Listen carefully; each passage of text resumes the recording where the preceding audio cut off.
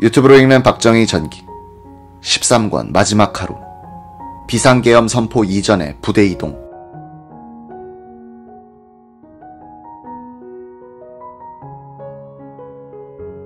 27일 오후 국군 서울지구병원의 김병수 원장은 서빙고 분실로부터 급히 좀 와달라는 연락을 받았다. 김재규에게 몇 차례가 한 고문 때문에 피하 출혈이 생겨 멍이 들자 수사관들이 겁을 집어먹은 것이었다. 김병수 준장이 서빙고의 신문실에 들어가니 김재규는 반가워했다. 진찰해보니 위험한 정도는 아니었다. 의뢰, 간이 나쁜 사람들이 보이는 증상이었다. 김 원장은 전두환 사령관에게 말해주었다. 괜찮습니다. 하루에 알부민 한두 대 정도 놓아주면 됩니다. 어이 김 장군, 당신이 책임져야 돼. 괜찮아요. 안 죽어요. 그해 여름 김 원장이 청와대로 가서 대통령의 진찰을 하는 자리에서 박 대통령이 당부를 하는 것이었다. 거 말이야, 김재규 부장의 건강이 별로 좋지 않은 것 같은데 김 박사가 잘 좀 치료해줘. 김재규 부장도 대통령의 지시를 받고는 며칠 후 김 원장을 찾아왔다. 김 부장은 당시 서울대학병원의 김정용 교수로부터 간 치료를 받고 있을 때였다. 그런데도 대통령이 굳이 김병수 원장에게 치료를 받도록 한 것은 정보부장의 건강에 대한 정확한 정보를 알고 싶었기 때문이었을 것이다. 서빙고 분실에서 김재규를 치료해준 뒤 김 원장은 통행금지령이 내려진 늦가을 밤 스산한 시청 앞 광장을 지나고 있었다. 차창 밖으로 시청 현관 위에 조명을 받은 채 내걸린 대통령의 영정이 눈에 들어왔다. 서거한 지 만 하루밖에 되지 않은 박 대통령의 얼굴은 김병수 원장을 노려보면서 이런 말을 하는 것 같았다. 너는 내 주치의였지 않나. 그런데 어떻게 된 게 날 죽인 자를 살리려고 하나. 김병수 원장은 이때 받은 좌계심으로 해서 이제부터는 내가 직접 환자 치료하는 일은 그만둬야겠다는 결심을 하게 된다. 이날 국군 서울지구병원에는 정보부 경비원 유성옥도 실려왔다. 간밤에는 권총을 차고 대통령의 시신을 지키면서 김병수 원장을 사실상 연금하기도 했던 그는 서빙고에서 가혹한 신문을 받다가 고통을 참지 못해 라디에이터에 머리를 쳐박고 자살을 기도했던 것이다. 응급처치를 받고 누워있던 그를 합수부 수사관들이 오더니 수갑으로 머리를 내려치고는 끌고 나갔다. 박 대통령의 친척과 측근 인사들은 지금도 김재규의 배은망덕을 말할 때 개보다 못한 이란 표현을 쓴다. 인간을 차별하지 않았던 박정희는 평소 개에도 함부로 대하지 않는 사람이었다. 대통령 시절에도 방울이가 자신의 의자에 앉아있으면 쫓아내지 않고 그 옆자리에 가 앉았다. 더운 여름날 방울이가 혀를 빼물고 헐떡거리면 대통령은 자신이 붙이던 부채로 방울이에게 바람을 보냈다. 5.16 전 박 장군은 신당동에서 살 때 와이마루너라는 독일산 경기견을 와이마루라 부르며 키웠다. 아내 유경수는 이 개가 새끼를 낳으면 시장이나 축견사에 팔아 집수리 비용을 마련하기도 했다. 지금도 신당동 집에 남아있는 벽돌담과 채양은 이 강아지 판매 대금으로 지은 것이라고 한다. 와이마루는 6차례가량 새끼를 낳았다는 것이다.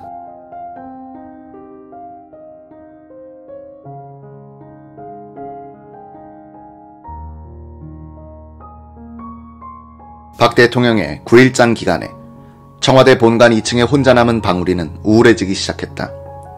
대통령을 항상 쫄쫄 따라다니던 스피치 수컷 방울이는 대통령을 찾아 침실과 전실을 기웃거렸다. 나중에는 대통령의 슬리퍼가 놓여있는 곳에서 조용히 엎드려 있었다. 2층 침실의 문만 열리면 대통령이 나타난 줄 알고 꼬리치며 달려갔다가 이내 시무룩해져서 돌아오기도 했다. 방울이가 본관 2층의 주민이 되기 전에는 한 마리의 진돗개가 살고 있었다. 아내를 잃은 박 대통령은 허전한 공간을 메우기 위해서였던지 개를 키우려고 했다. 1975년 무렵 전남 진도 군수가 상납한 것은 황구와 백구라고 불린 진돗개 수컷 2마리였다. 전석영 총무비서관과 박학봉 부속실장이 2마리의 진돗개를 목욕시킨 뒤에 2층 내실로 데리고 올라갔다. 대통령은 백구를 선택했다. 이름은 진도라고 붙였다.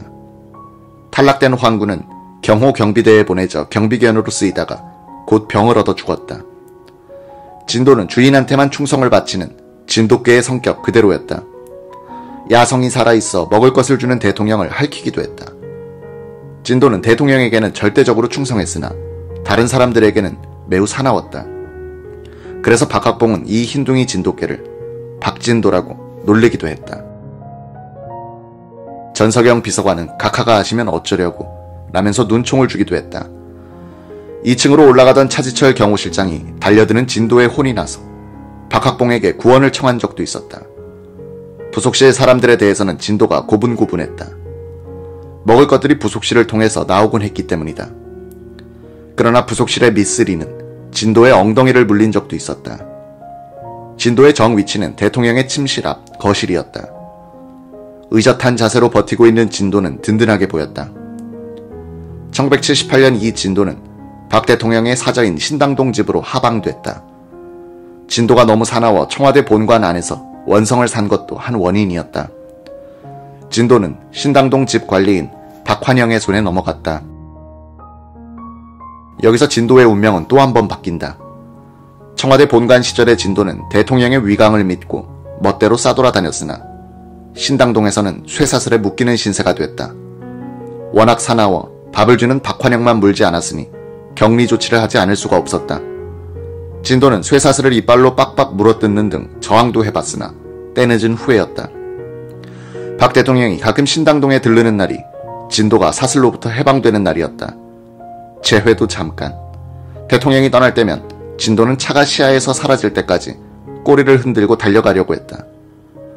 우라통이 터진 생활 때문인지 진도는 신당동 집에서 1년쯤 살다가 1979년 봄에 시름시름 앓더니 죽고 말았다.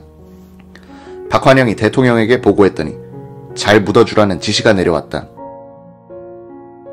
박환영은 북항산의 양지바른 기슭에 진도를 묻고는 돌멩이로 표시를 해놨다. 진도가 청와대에서 신당동 집으로 밀려나갈 무렵에 들어온 것이 방울이었다. 박근혜가 이 방울이를 구해서 육바리 수술도 해주면서 귀여워했다.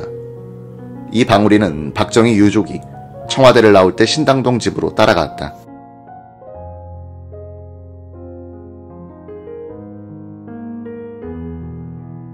김재규가 서빙고 분실에서 얻어맞고 있었던 27일은 권부와 그 가까이에 있던 사람들에게는 여전히 상황이 유동적으로 보였다. 청와대 주변에서는 한때 김재규가 쿠데타에 성공, 정권을 잡았다는 소문이 퍼지기도 했다. 그날 새벽에 한 인사가 김재규의 동생 김항규에게 이 소식을 전해주었다. 김항규는 각하를 죽이고 정권을 잡은들 그게 무슨 가치가 있느냐면서 집안에 대통령 빈소를 차리기 시작했다. 정보부장이 대통령을 살해하고 계엄령을 펴라고 설쳐댔는데 과연 군내에는 공모자가 없을까 하는 의문은 당연한 것이었다. 더구나 비상계엄은 27일 새벽 4시를 기해서 선포됐다고 사후적인 발표는 있었지만 서울 시내에 계엄군이 탱크를 몰고 진주한 것은 그 전인 새벽 3시 전후였다. 비상계엄 선포에 대한 공식적인 발표가 있기 전에 군부대가 서울 도심부로 먼저 들어왔으니 여러 가지 추측을 낳게 했다. 군부가 김재규를 이용하여 쿠데타를 일으키고 심부름꾼에 불과한 김재규만 시해범으로 몰아서 희생시키려고 한다는 추리도 무성했다. 김성진 문공부 장관은 국방부에서 계엄 선포에 대하여 논의를 하고 있을 때 벌써 군부대가 서울 시내로 진입하고 있다는 연락을 받았다. 김 장관은 이게 무엇을 의미하는 것인가 하는 의구심을 감출 수가 없었다. 계엄령 선포 의결 이전의 병력 출동이란 이 점은 지금까지 계속되는 쟁점으로 남아있기에 사실관계를 밝혀둘 필요가 있다. 쿠데타란 것은 합법적 절차를 밟지 않은 병력 이동의 결과이기 때문이다. 1979년 10월 26일자 육군본부 상황일지를 본다. 정승화 육군참모총장이 육군본부 벙커에 도착한 것은 밤 8시 5분. 8시 15분에 총장은 국방부 장관 노재현과 통화. 8시 20분 총장은 1군, 3군 사령관에게 진돗개 2를 발령하라고 지시. 8시 26분부터 총장은 연합사 부사령관 유병현, 합참의장 김종환, 수경사령관 전성각에게 전화하여 벙커로 오도록 통보. 8시 40분 34단의 병력 출동 준비 지시. 45분에 33사단의 출동 준비 지시. 8시 53분에 총장은 제9특전여단장에게 구여단이 출동 준비가 되는 대로 6본으로 이동하라고 명령한다. 8시 55분에 총장은 이건영 3군 사령관에게 전화하여 24단의 출동 준비가 되는 대로 육사로 이동하라고 명령. 9시 30분 최규하 총리와 장관들이 벙커에 도착. 밤 10시 10분 이희성 육군 참모차장은 24단과 구여단은 27일 새벽 0시 1분부터 이동하라고 지시. 밤 11시 22분 24단은 4단 사령부가 있는 양평을 출발했다고 6본으로 보고. 차량 269대가 이동 중. 새벽 4시 30분에 육사에 도착 예정. 밤 11시 55분 수도 군단장에게 국가보안목표 점령 준비 지시. 한수 2부군 수경사가 한수 이남은 수도 군단이 점령할 수 있도록. 27일 새벽 0시에 구여단 이동 개시. 새벽 1시 50분에 6본 도착 예정. 새벽 0시 53분 33사단 1개 임시 헌병대대 출발. 새벽 1시 43분에 육군 본부에 도착 예정. 새벽 1시 30분부터 새벽 4시 사이에 수경사와 수도군단이 서울에 진입하여 국가보안목표 점령 예전. 새벽 2시 55분에 24단의 선두는 육사에 도착. 새벽 4시 30분에 도착 완료. 이 기록에 의하면 정승화 총장은 정부에서 계엄령을 논의하기 전에 이미 군부대의 출동을 명령하고 있다. 정 총장은 김재규가 내부의 소행이라고 한 말을 차지철에 의한 쿠데타 기도라고 오해하여 비상조치를 취하는 과정에서 수도권 부대의 서울 진입을 명령한 것이다. 정 총장이 김재규에 빨리 계엄령을 선포해야 한다는 말에 따라서 그의 쿠데타 기도를 돕기 위해 부대 동원을 한 것이 아님은 분명하지만 정권을 뒤엎을 수도 있는 무장 병력을 서울 시내로 진입시킨 결정이 어떤 경황에서 이루어졌는가를 정확히 알아내는 일은 중요하다. 12.12 사태 때도 문제가 되지만 군 병력의 동원에 대한 엄격한 규칙이 확립되어 있지 않으면 위기 시에 엉뚱한 세력에 의해서 엉뚱하게 이용될 가능성이 있기 때문이다. 제24단은 제3군의 예비, 6본의 예비, 미 8군의 예비, 연합사의 예비사단 역할을 중첩적으로 수행하는 중무장의 정예부대였다. 사단장 박준병 소장은 26일 밤 9시 직전에 이건영 3군 사령관으로부터 직접 육군 사관학교로 출동하라는 명령을 받고 출동 준비를 하기 시작했다.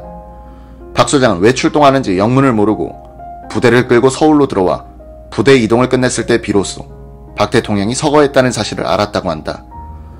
사단장조차 자신의 부대가 어떤 목적으로 쓰이는지 모르고 서울로 끌고 들어왔다는 것은 군부대 이동 명령권을 가진 군 지휘부의 행동을 엄격하게 통제하지 않으면 정권 전복에 이용될 소지가 있다는 것을 보여주고 있다.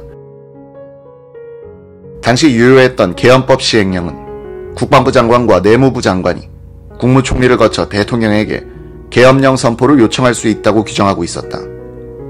국방부 훈령으로 된 국군 병력 및 장비 사용 절차에 관한 규정은 합참의장과 각군 참모총장은 독립전투여단급 이상의 부대 이동은 장관의 사전 승인을 받아야 한다고 규정하고 있다. 육군 참모총장도 계엄령 선포를 전제로 하여 군부대를 허가 없이 출동시킬 권한이 없다는 뜻이다. 정승화 총장은 연락을 받고 6본 벙커로 나온 노재현 국방장관에게 군부대 출동 준비 등 비상조치 상황을 보고했다고 주장한다. 이에 대하여 노 장관은 12.12 사건 뒤에 합수부에서 조사를 받을 당시 정 총장으로부터 1군, 3군의 비상태세를 하달한 사실, 24단의 출동 명령을 하달한 사실에 대해서 보고를 받았다고 했다가 그 뒤에 있었던 군 검찰과 법정 증언에서는 대통령의 서거 이외에는 일체 보고를 받은 사실이 없다고 말했다. 노재현 전 장관은 1994년 8월 17일 서울지검에서 참고인으로 조사를 받을 때는 합수부에서 진술한 것이 사실이 아닌가 합니다 라고 했다. 노 장관은 최근 기자에게 이렇게 말했다. 정 총장으로부터 비상조치를 취하겠다는 말을 들은 적은 있으나 구체적으로 어느 사단의 출동 명령을 내렸다는 식으로 보고하지는 않았습니다. 그런 것은 참모총장이 알아서 해도 됩니다. 내가 최 총리에게 보고하고 부대 출동 허가를 받았는지의 여부는 기억이 나지 않는데 그날 총리께서는 그런 문제에 대해서는 나에게 맡겼습니다. 최규하 총리 일행이 육군 본부 벙커에 도착했을 때는 이미 정 총장이 계엄령 선포 준비를 하고 있었고 총리를 비롯한 다른 장관들도 계엄령 선포의 필요성에 이견을 말하는 사람은 없었다. 전두환 전 대통령 측에서는 김재규의 주도에 의하여 이미 계엄령 선포를 기정사실로 만들어 놓은 분위기에 군대에 대한 지식이 부족한 사람들이 편승한 것이다 라는 취지의 비판을 하고 있다. 최 총리가 군부에 대한 통제력을 발휘하지 못하고 있는 권력의 공백기에 군 지휘부가 비상계엄령 선포를 논의해야 하는 국무회의가 열리기도 전에 또 김재규가 체포되기도 전에 이미 4단 규모의 대부대를 서울로 이동시키고 있었다는 점은 쟁점으로 남는다. 이 비상계엄 선포 이전의 부대 이동 개시가 김재규의 정권 장악 도구로 이용되지 않은 것은 새벽 1시쯤 김재규가 체포됐기 때문이다. 김재규가 자신의 시해 사실을 끝까지 숨기고 정보부장이란 자리를 유지한 상태였다면 수도권에 진입한 부대는 영모에 이용될 수 있었을지도 모른다.